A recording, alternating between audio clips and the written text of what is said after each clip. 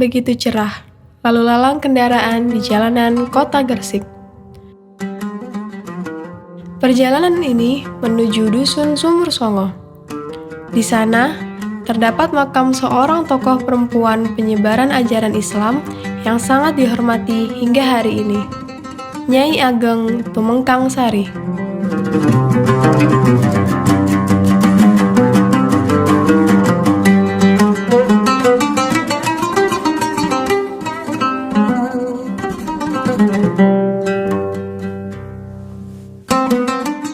Jika ditempuh dari perbatasan Gresik-Surabaya, kurang lebih 4 km.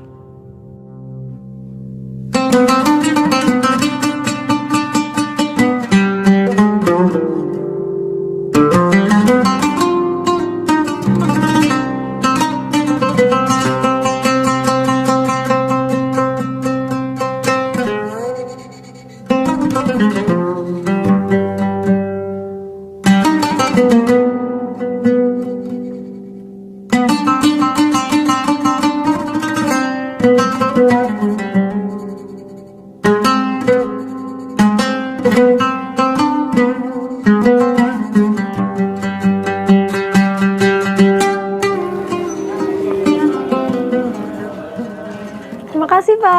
Terima kasih, Pak. Terima kasih. Pak. Akses menuju jalan makam ini sangat mudah dan ramah bagi siapapun yang ingin membawa kendaraan pribadi. Dan saya sudah hampir sampai di kawasan Makam Islam Sumur Songo.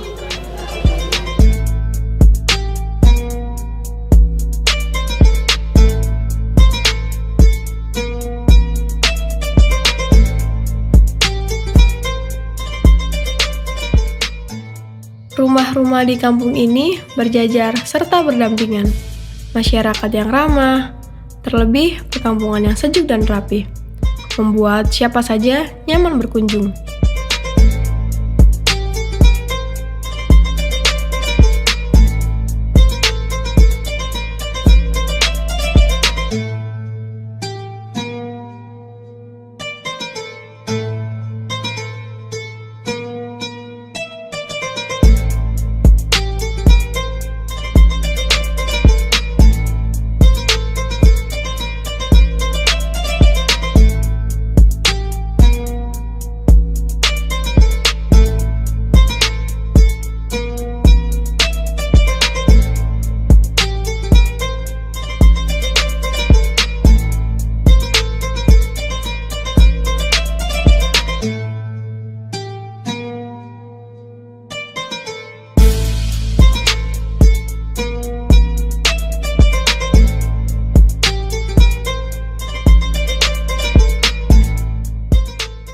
Halo Pak, Assalamualaikum. Waalaikumsalam warahmatullahi wabarakatuh. Permisi Pak, saya mau berkunjung ke makam Nyai Ageng Tumengkang Sari. Monggo silakan, bantu. Nyai Ageng Tumengkang Sari merupakan putri dari Sunan Weruju, anak bungsu Sunan Giri dari pernikahan dengan Dewi Murtosiah. Mengenai nama Nyai Ageng Tumengkang Sari, masyarakat setempat menyebutnya Nyai Ageng Pemengku Sumur Songo atau juga Mbah Buyut Sumur Songo. Ini makamnya Mbah Nyai Ageng Tumengkang Sari, cucu daripada Sunan Giri. Mbah Tumengkang Sari ini. Iya. Kalau untuk Mbah Buyut Susuliwati itu Mbah siapa Pak? Buyut Susuliwati adalah pembantunya Mbah Nyai Ageng Tumengkang Sari. Jadi dia pembantu karena Mbah Tumengkang Sari ini adalah dukun beranak. Kalau sekarang apa namanya? Bidan. Jadi bagaimana dia itu di sini itu mengabdi terhadap masyarakat itu betul-betul tulus. Dia mengabdi, dia sebagai dukun beranak. Kalau ada orang membantu melahirkan, dia membantu. Dia mendampingi Nyai ya, Ageng Tumengkang Sari. jadi Mbah Buyut Susuliwati adalah pendampingnya Mbah Nyai Ageng Tumengkang Sari. Karomah Mbah Nyai Ageng Tumengkang Sari binti Weruju bin Sunan Giri bin Asmorogondi. Beliau adalah tabib, kalau sekarang ini dipanggil bidan. Mbah Nyai Ageng itu memang sudah ahlinya meracik jamu, minyak kletik yang dari kelapa, dan juga air sumur beliau. Ada orang hamil terus susah melahirkan, ini adalah salah satunya jamu itu dikasih kepada orang tersebut. Mulai dari meracik jamu sampai membuat minyak kletik sampai ke air yang diminum, ini semuanya sangat mujarabah. Pada masanya, menurut tutur turun-temurun, Nyai Ageng Tumengkang Sari mengabdi pada masyarakat dengan menjadi bidan untuk membantu para ibu yang hendak melahirkan.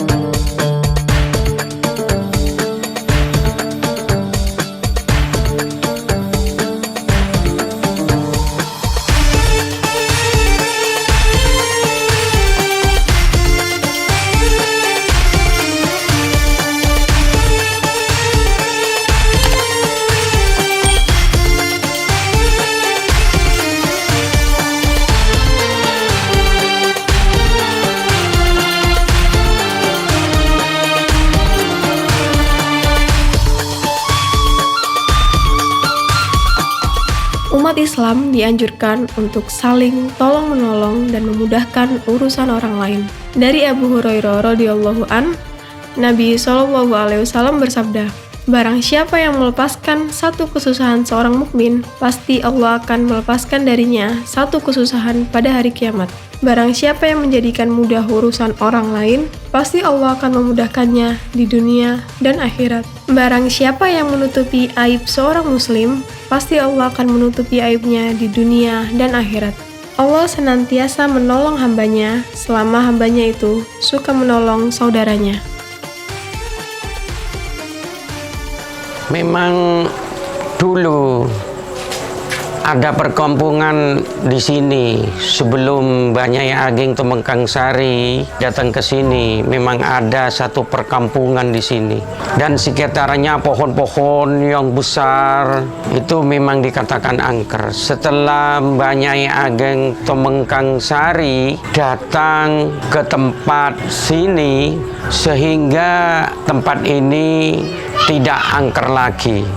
Terus masyarakat di sini menambah ketakwaan, menambah keagamaan, sehingga mulai dari Mbah Nyai Ageng ini tinggal di sini sampai sekarang, jadi dikenal bahwa benar-benar Mbah Nyai Ageng ini takwa, ketakwaannya sampai diikuti oleh masyarakat di sini dengan agamanya, yaitu agama Islam.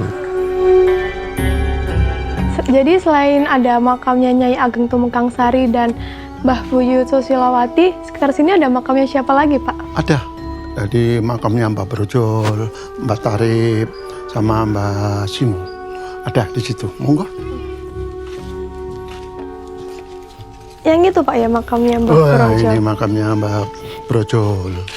Sama ada situsnya. Ini situsnya. Situs apa Lumpang nih, Pak? dari batu. Oh, lumpang. Iya, lumpang ini dari batu. Dulu sebenarnya tumbuknya ada dari batu juga, tapi nggak tahu nggak ada. Jadi ini Mbah Brojol ini sesudah diramu oleh Mbah Tumansari, Mbah Susilowati, Mbah Brojol yang ngerjakan. Yang numbuh, yang yang numbuk apa, jamunya. yang ngamu jamunya itu Mbah Brojol ini yang ditumbuk di sini nih. Ini tumbuk ini. Oh, tumbuk di sini ya Pak ya? Iya, ditumbuk di sini. Tadi makanya ini sebenarnya peninggalan yang tidak boleh keluar dari sini. Karena apa? Biar tahu kalau Mbah Tumengang Sari ini dia adalah dukun beranak, dan ini loh buktinya dulu Iya, ada lumbang yang ada. Saya kira itu saya sudah. Ini ada lagi nanti situsnya. Sumur namanya. Oh, Sumur 9 ada peninggalannya. Satu yang ada di kampung situ nanti. Monggo kalau ke sana. Ya.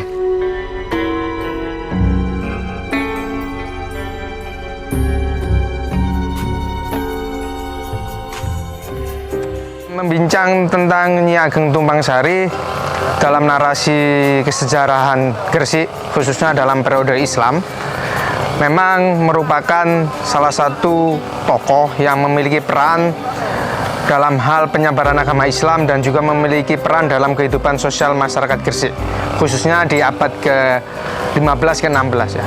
Menurut silsilah dari Babat Gresik, bisa diketahui bahwa Nyi Ageng Tumpang Sari ini merupakan cucu dari Sunan Giri atau Raden Ainul Yakin atau Raden Paku atau Joko Samudro ya. Jadi perlu diketahui bahwasanya Nyi Ageng Tumpang Sari ini merupakan anak dari Pangeran Weruju atau anak dari Sunan Giri yang ke-9, yang pada saat itu Sunan Giri menikah dengan Dewi Mutosia. Dewi Mutosia ini sendiri adalah anak dari Sunan Ampel atau Raden Rahmat. Jadi baik dari silsilah ayahnya ataupun dari ibunya, Nyi Ageng Tumpang Sari ini sama-sama merupakan Duriya Wali, Duriya Sunan, yang kemudian Nyi Ageng Tumpang Sari ini juga dikenal di masyarakat Gresik atau makamnya dikenal sebagai makam Sumur Songo.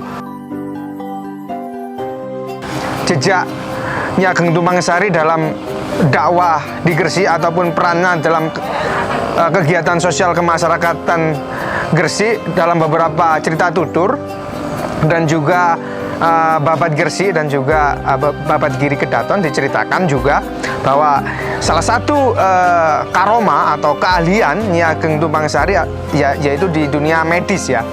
Jadi beliau selain menjadi Duriya atau turunan dari Sunan Giri, beliau juga punya keahlian di bidang medis. Lah, pengetahuan medis khususnya pada saat itu banyak dimintai tolong terkait tentang proses kelahiran atau kalau dulu dikenal sebagai dukun beranak. Nah, salah satu kemampuan Nyi Ageng Tumpang Sari ini adalah membantu proses kelahiran seorang anak pada saat itu.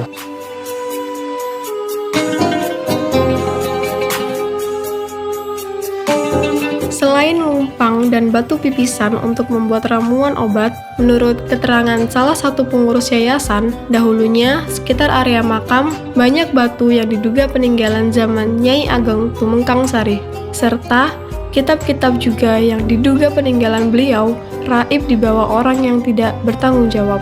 Beruntung, menurut keterangan selanjutnya, masih terdapat situs sumur sebagaimana legenda Nyai Ageng Tumengkang Sari serupa kisah Roro Jonggrang. Setelah ini, kita akan mengunjungi situs tersebut.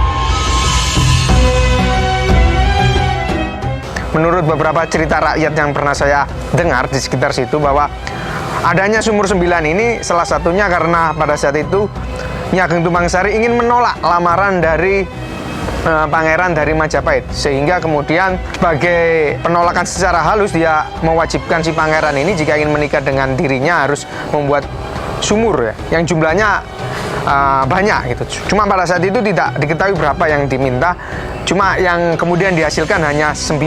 Maka kemudian si pangeran ini kembali ke area Majapahit dan kemudian menamai desa itu sebagai kawasan Sumur Songo. Sumur 9 ini atau Sumur Songo ini juga airnya dulu banyak dimanfaatkan oleh masyarakat sekitar, selain untuk minum atau untuk masak juga memiliki khasiat-khasiat tertentu.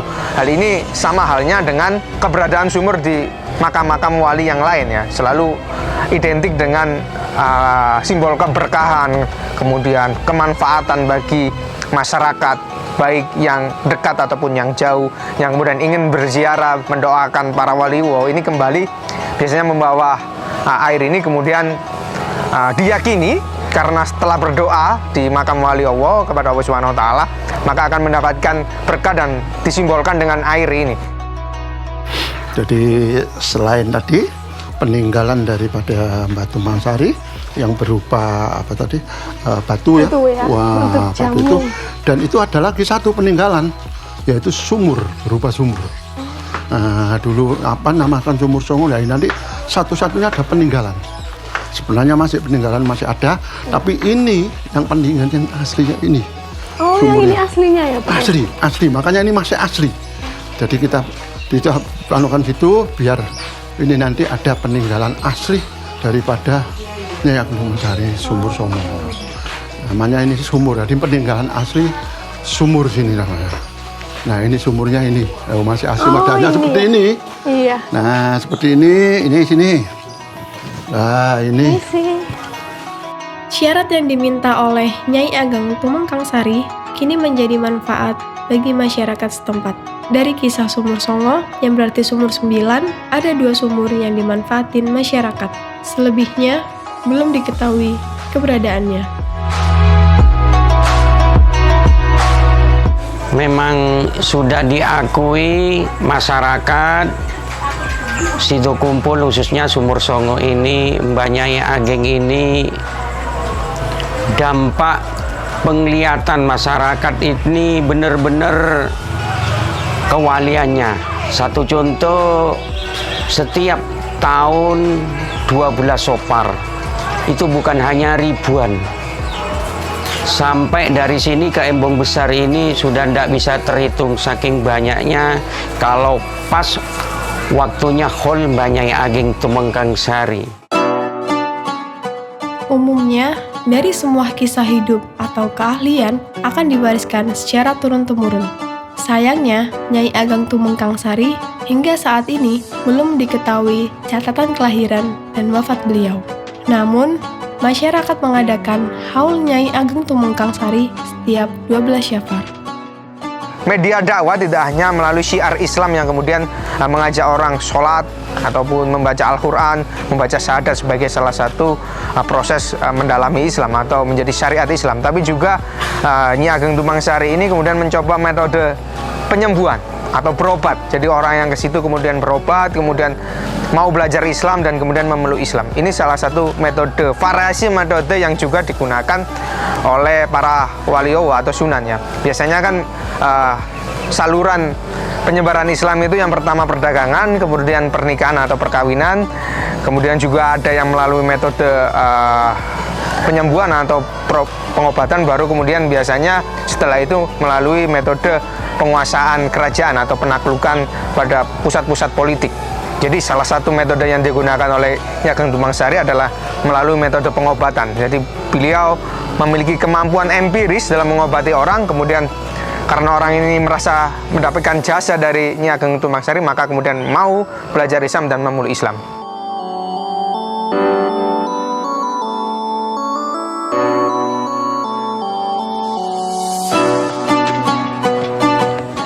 Terima kasih banyak Pak, terima kasih sudah menemani saya untuk berkeliling-keliling, jalan-jalan, mengenal sejarah tentang Nyai Ageng Tumpang Sari. Sekali lagi terima kasih karena sudah memberikan saya ilmu banyak. Ya, dan nanti. Jadi saya juga terima kasih dengan adanya ini, kan berarti wawasannya lebih banyak lagi Mbah Tumpang Sari. Bagaimana Mbah Tumpang Sari itu sejarahnya, peninggalannya termasuk ya. Peninggalan jadi mengerti ya Pak ya. Ada lumpang, ada sumur sumur juga yang begitu jernih ya. Nah, insya Allah semua ini adalah sejarah kebaikan Mbah Tumpang Sari. Biar nanti tahu wawasan sampai mudah-mudahan sampai Indonesia nanti. Iya, amin. Terima kasih kembali ya Pak. Saya pamit dulu. Assalamualaikum. Waalaikumsalam warahmatullahi wabarakatuh.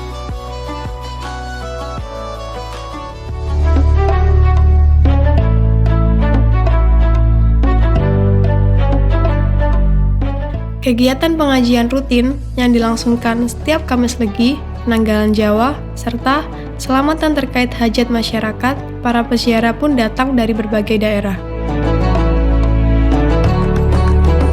Sampai di sini dulu perjalanan kita kali ini. Sampai jumpa di penelusuran kisah para aulia dalam jejak dakwah.